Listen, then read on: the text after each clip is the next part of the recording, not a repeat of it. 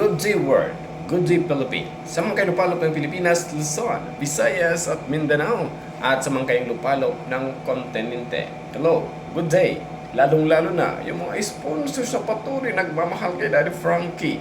Maraming salamat. Again, this is Kuya SMB para sigurado, punto por punto, pack na pack, and full na full. Bago natin simulan ang ating pag-uusapan ngayong araw, please don't forget to subscribe mga kataga-Daddy Frankie, mga kaidol. Kuya SMB Vlog. Well, ating pag-uusapan ang latest video. So, ang makikita natin doon, yung mga karakter nandun, si Daddy Frankie, si Ma'am Gilay, si Sir BPM, at also ang bida at kontrabida sa pagbablog kay Sir Oliver. Ang kanyang sister, walang iba kundi si Ansing na malaom-laom.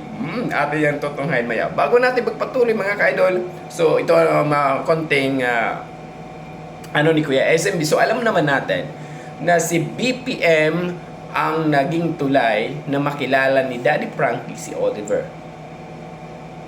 Okay? So alam naman natin na kung wala si Ballpoint Man na naging susi na makilala ninyo si Oliver at makilala ni Daddy Frankie, hindi nyo makikilala si Ansing. Hindi nyo makikilala si Ansing. Alam naman natin na maraming naiinis doon, maraming nagaganda dahil maraming request na malaom-laom instead na para kay Oliver. Pero sa isip niya, dapat ako muna bago kay brother. Diba? Ganun po. So, ang nakikita ko lang dito bago natin mapanood ang video, short video lang naman mga ka-idol, is Sir Daddy Frankie kailangan siguro din magpa-check si Ma'am Ansing sa psychiatrist po. Dahil po yung pong aking na-obserbaran din kay Ma'am Ansing, nandun yung depression din. So, yun lang po yung nagsasabihin sa idol Daddy Frankie. Salamat. So, well, bago natin ipagpatuloy panuorin yung video, kunting video lang naman yan po mga ka-Daddy Frankie, is salamat sa mga sponsor na tuloy-tuloy sa pagbibigay kay Sir Oliver. Kahit papano, nabuksan nyo yung hopeless na kinabukasan ng isang tao. Nandyan kayo para mabigyan ng panahon, mabigyan uli ng pagkakataon na mai-open ang kanyang pinapangarap sa buhay. Kagaya ng yung kanyang depresyon na natugunan po ninyo, kung hindi dahil po sa inyo, hindi magagawa ni Daddy Frankie kung ano ang dapat at karapat-dapat gawin para gumaling na po si Sir Oliver. So dahil po dyan, maraming salamat po sa mga sponsor na patuloy nagmamahal kay Sir Oliver. At saka yung nagmamahal din kay Ansing. So yun po. So kahit papano, sa bait ni Brother BPM, kasi alam naman natin, nabigyan siya ng award ng isang sponsor. So para sa akin, award po yun. Para kay Kuya SB, trophy po yun. Na ibinigay kay BPM.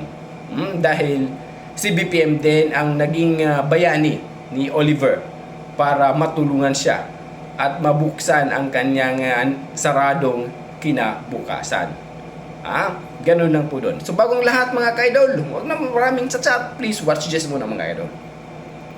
Tatanungin ko lang si Nanay Ansing. Nanay Ansing, yung pera ni Kuya Oliver is 140,000 na. Ano ang magandang plano? Isipin natin, pag bumalik na si Kuya Oliver dito, anong plano natin sa pera ni Kuya Oliver? Iipunin na lang po para pag balik niya po dito, may magamit po siya.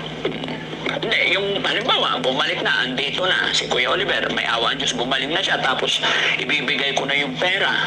Anong pinakamagandang gawin sa pera ni Kuya Oliver? Ano sa palagay mo, anong naisip mo? Pangbili po ng mga gusto niya, mga Daddy Frankie. Marami yun. Hindi. Pampagawa po ng bahay niya. Pampagawa ng bahay. Gagawa natin siya ng bahay, ganon.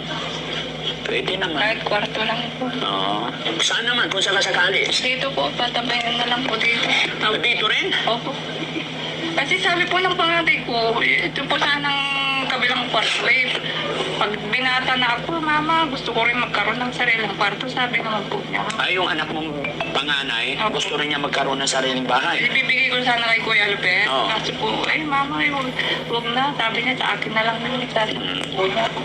So, pagawa na lang. Okay. Hindi, ang tanong ko, yung space niya, yung lupa niya talaga, na walang makakagambala. Hindi po kasi ito, nahati-hati. Para mas malapit po natitignan ko, dito na lang po sa... Gusto mo para makapawo, ididikit dito. Sino sabihin lupa niyo pa rin to? Opo, malalayon ko po siya. Pwede Ano naman. po yung mga pangangailangan niya. Ganun po. Yung pong pera niya, pag dumating po siya dito, gamitin po niya kung ano pong ano. Sige, may awa ang Diyos. No? Ganon, yun ang pinakamaganda. Si Ballpoint Man naman, Ballpoint Man na syempre napapanood mo naman, gaya ng aking sinabi, ikaw ang naging tulay para makilala ko si Kuya Oliver. At ikaw rin yung tulay bakit nakilala ng ating mga viewers si Nanay Ansing. Nandyan na yung mga goods comment, yung mga hindi goods. Ano naman ang maipapayo mo, Ballpoint Man, kay Nanay Ansing na sa minsan kasi hindi nakokontrol ni Nanay Ansing yung kanyang bibig hanggang sa dumating yung point na nasabihan na siyang avatar at saka tarsier. Ano? Totoo yan. Diba? Sorry mga kababayan kasi ngayon lang kami nagkita-kita ni Ballpoint Man at nandito si Nanay Ansing. Magkapit bahay sila kung ano man yung natanggap ni Nanay Ansing na tissue avatar, tissue tarsier, si Ballpoint Man ang dahilan. So, kuhaan natin ang opinion, payo, si Kuya Ballpoint Man. Sige, boss.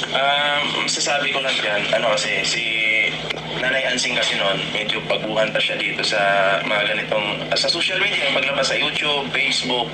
So, nababasa niya yun, nasasaktan siya sa kanyang, kumbaga, nagbibigay ka rin kasi ng yung alam mo yung nagsasalita ka ng medyo ikakainis ng iba.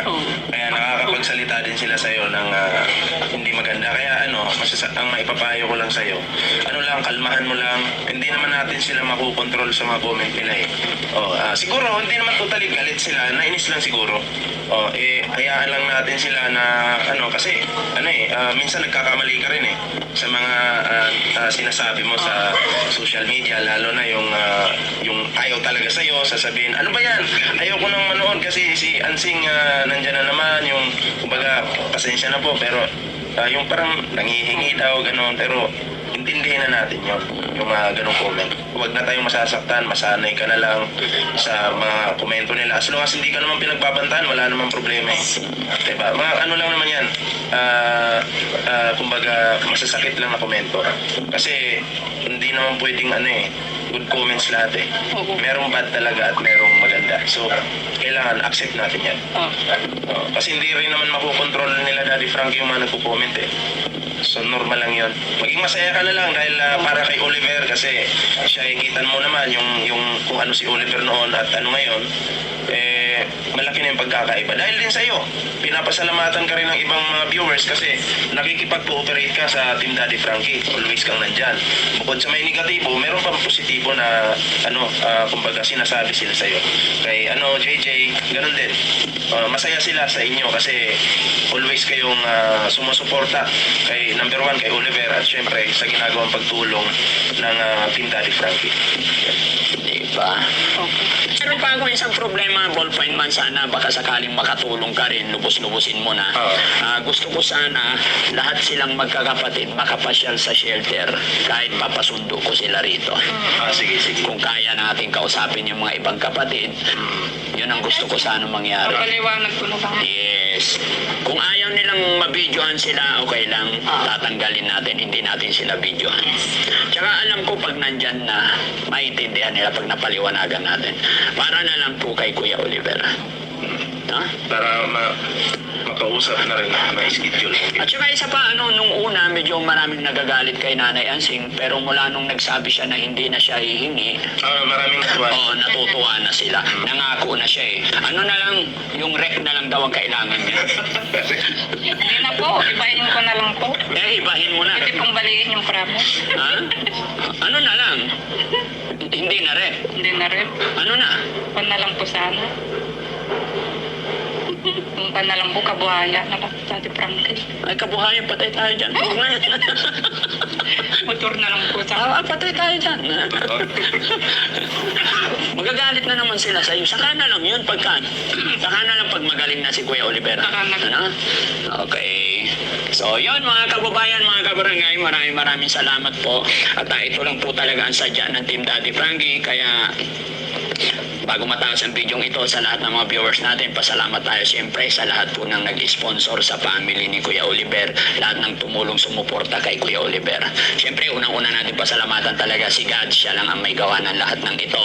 Siya lang ang may kagustuhan kung ano't ano man ang nangyayari. At siyempre, salamat sa mag-asawa, si Jelay, tsaka si Ballpoint Man. No, salamat po. Okay, paalam tayo. Maraming salamat po sa mga viewers ng Team Daddy Frankie, mga sponsors, at syempre sa mga patuloy na nagdadasal ng ikakabuti po ng Team Daddy Frankie. Maraming salamat po sa inyo.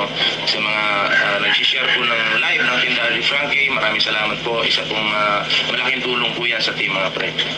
Maraming salamat po sa inyo at salamat din sa kay Daddy Frankie kasi napakabait po ni Daddy Frankie talaga, in person talaga. Siya po yung talagang totoong tumutulong sa mga nangangailangan po. Maraming salamat po. Ma'am Jelay? Maraming salamat po ulit sa mga sumusuporta sa Team Daddy Frankie. Lahat-lahat po ng mga sponsor. Maraming salamat po. Yan mga ka-Daddy Frankie, napalo natin ang video. So, alam naman natin sa video nito, in-interview si Ansing. Kung anong mga plano niya about sa kanyang kapatid na si Oliver. And of course, kay Brother Ballpoint Man na binigyan ng award ng isang sponsor. Nagpapasalamat. Dahil kung hindi daw kay Ballpoint Man, totoo naman din naman. Kung hindi kay Ballpoint Man, hindi makikilala ni Daddy Frankie si Sir Oliver. Dito, si Ballpoint Man ang naging susi. Si Ballpoint Man ang naging daan para mabago ang buhay ni Oliver punto por punto. Hindi si Ansing Oliver po tayo. So yun, marami nagpapasalamat po doon kay Brother Ballpoint Man. So alam naman din si Ballpoint Man, kung may kapas lang po yan tumulong, matulungin din tao din yan. Kilala po yan ni Kuya SMB. Kahit ganun yan, matulungin yan, maawain yan. Kaya yan, minahal niya ni Gilay. So, dito sa video na ito mga ka-idol, dito natin makikita yung kabaitan talaga ni Daddy Frankie. Kapag tumulong siya, hindi niya hahayaan na isang tulong lang. Dapat tulungan kita. Hindi kita pwedeng iwan na nasa under of medication ka pa. So alam naman natin ngayon na hanggang ngayon, until now, na nasa ilalim pa rin ng gamutan, matinding gamutan si Oliver. Alam naman natin ilang dekada, ilang taon bago siya nagamot. Ngayon lang siya napansin sa pangalan ni Ballpoint Man.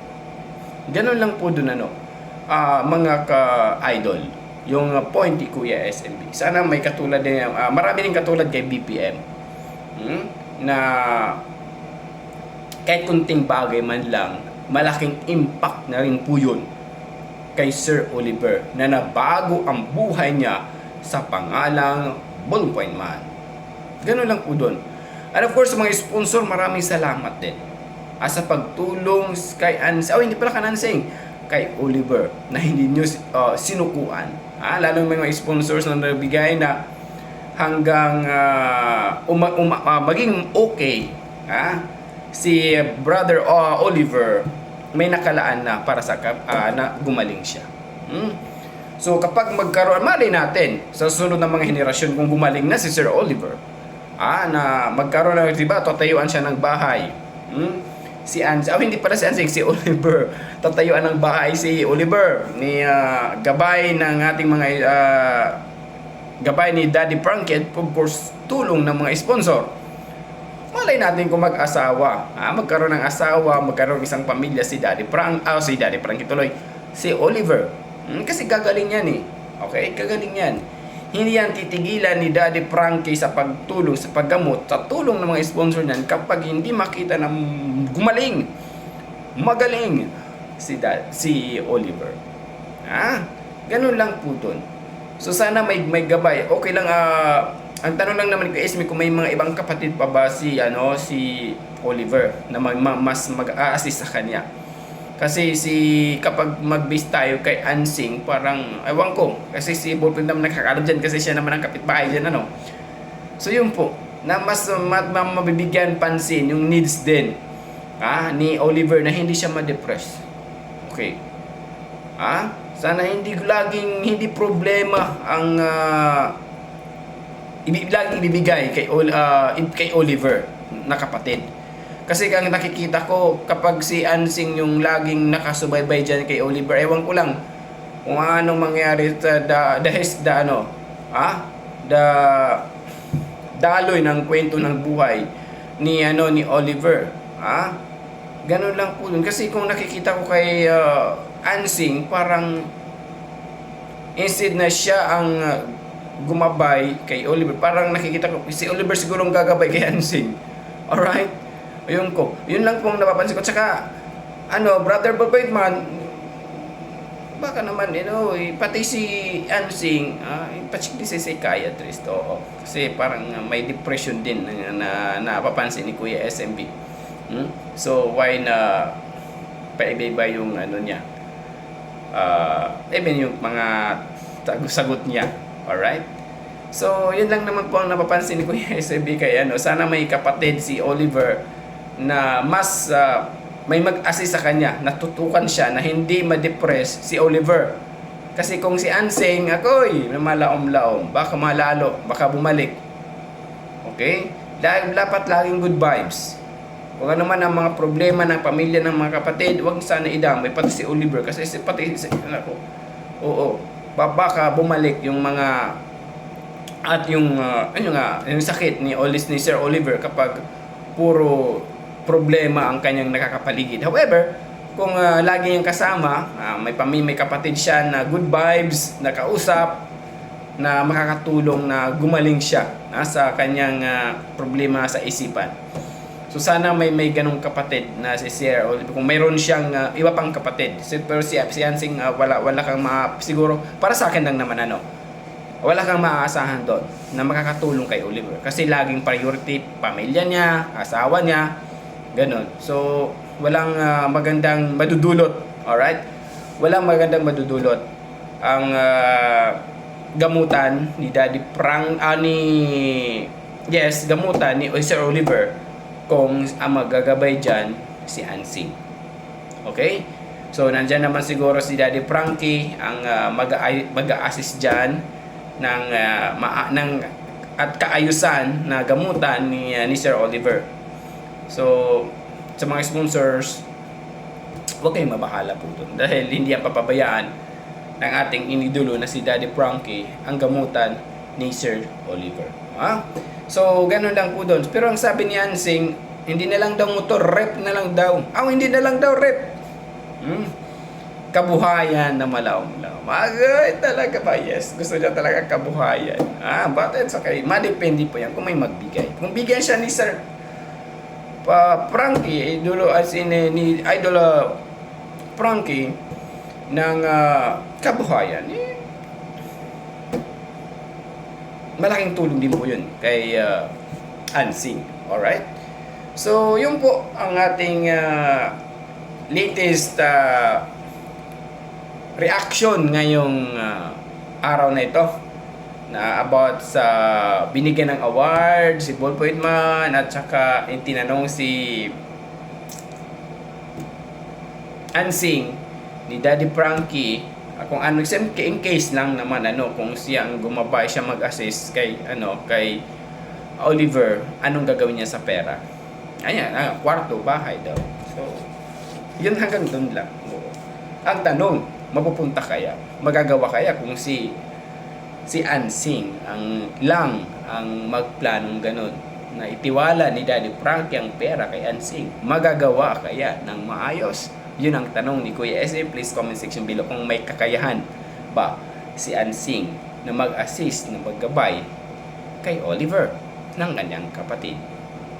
Please comment section below. Anyway, hanggang dito na lang po tayo mga ka Daddy Frankie, sa mga nagmamahal kay Daddy Frankie. Mega live shoutout muna the Solid of Pure Heart International Group. Sila mega love shoutouts na pinangunahan ni Michelle Japena, and of course sa Tekram Community. Hello, mega love shout. Magkaibigan naman yan si Daddy Frankie tsaka si Tekram. And of course, mega love shoutout din kay Brother BPM. Kumusta po?